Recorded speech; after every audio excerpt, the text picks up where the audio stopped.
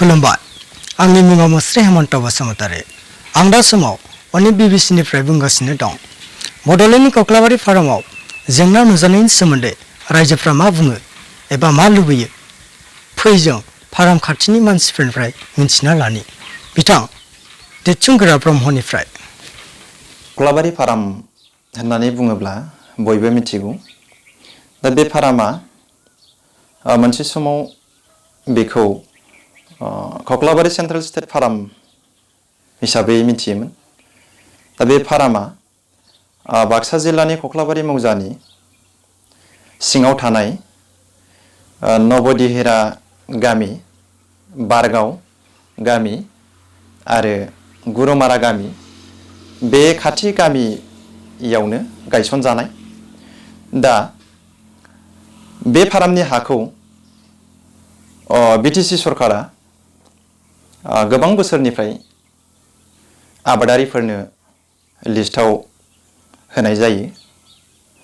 दा बेखौ लानानै जोंनि ओनसोलाव कक्लाबारि मौजायाव गोबां हानि दावराव दावसि सोमजिबाय दङ दा बिनि सोमोन्दै आं फंनैसो बिबुंथि होनो सानदों दा बेवहाय दिनै कक्लाबारि एग्रिकालचार फारामनि जि हा बे हाखौ नंगौ बिपिएफ सरकार थानाय समाव बिटिसि सरकारनिफ्राय अर्डार लानानै माखासे हान्जाफ्रा बा बिपिएफ दोलोनि बा बिदिनो खायसे एक्स बेल्टि वेलफेयार ससाइटि बिथांमोना माखासे बोसोर अर्डार लाना फैनानै पाब्लिकनो बे फारामनि हाखौ लिस्टआव होनाय जायोमोन नाथाय बिथांमोननि सरकारा दाखालि थांनाय एप्रिलनि 27 थारिख खालि जोबनानै थांबाय दा बे बेलायाव बिथांमोना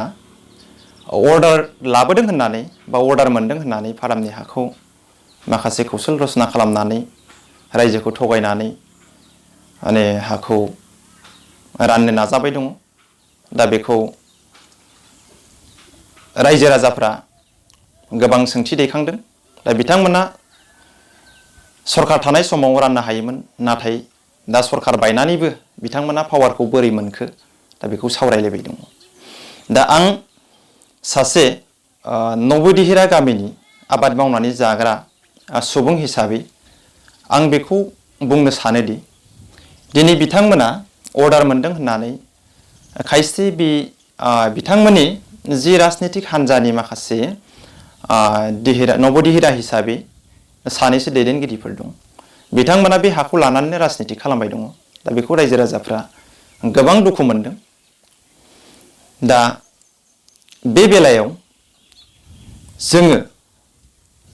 ओरैबायदि जों सानदों सरकारनि हा हिसाबै सरकारनि आखायावनो दं फारसेथिं बिटिसि सासना गभर्नरनि आखायाव दङ दा बे बेलायाव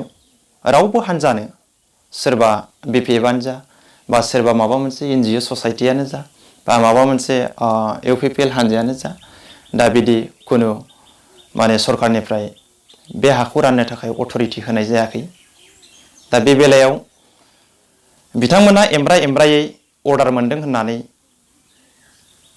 हा राननो नागिरनायखौ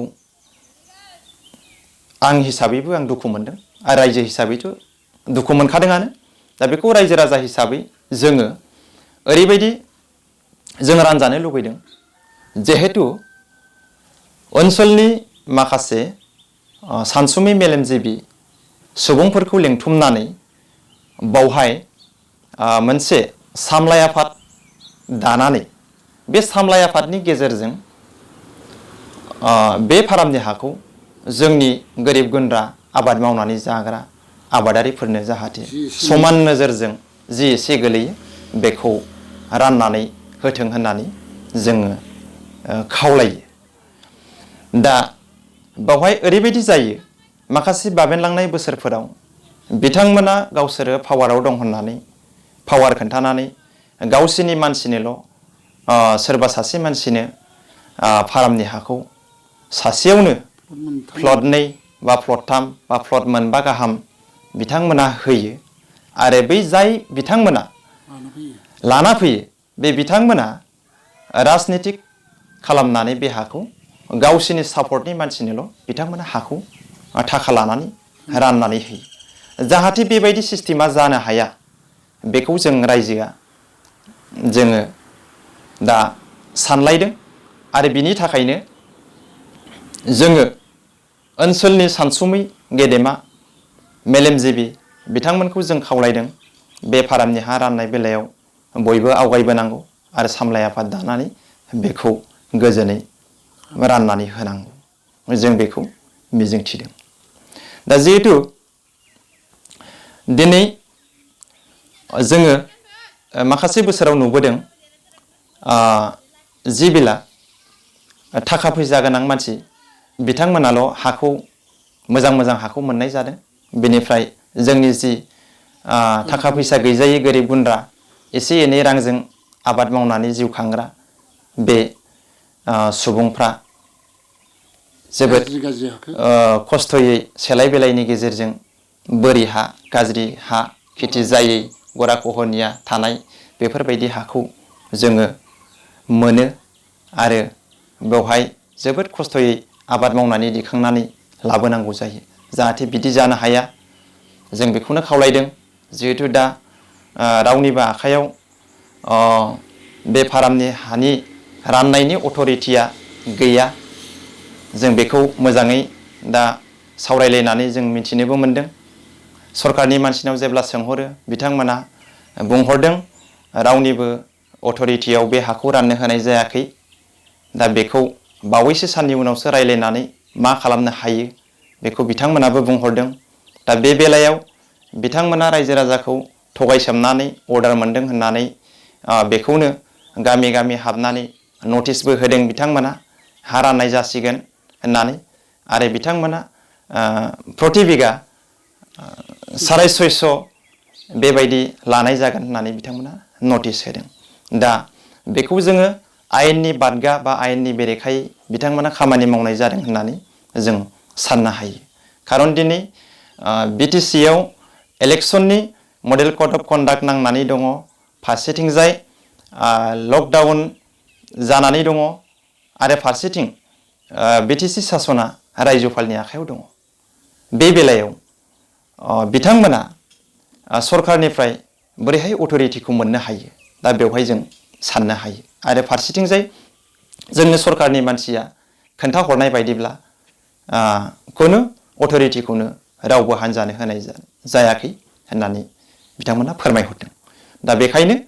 जोङो जाहाथे बै माखासे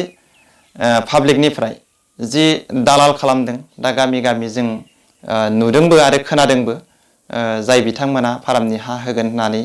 बिथांमोना गामि गामि हाबनानै फैसा रायजो राजानिफ्राय खांथिंबाय दङ दा बिथांमोना जाहाथे बेबायदि खामानिखौ मावनो हाया आरो बेबायदि खामानि मावनायखौ आयेननि बेरेखा जादों होननानै जों सानो आरो बेखौ सरकारा थाबैनो एक्सन लानांगौ होननानै आं सासे आबाद मावनानै जाग्रा मानसि हिसाबै बे खामानिखौ आं सरकारनिसिम दाबि खालामो दा आंनि बुंनांगौखिनिया बेखिनियानो निफ्राय मिन्थिना मोनबाय जे दा समाव कक्लाबारि फारामाव मा जेंना सोलिगासिनो दङ बेखौ जों नोंथांमोननो मिन्थिहोनाय जाबाय एसेनोसै गोजोन्थों अनेक BBC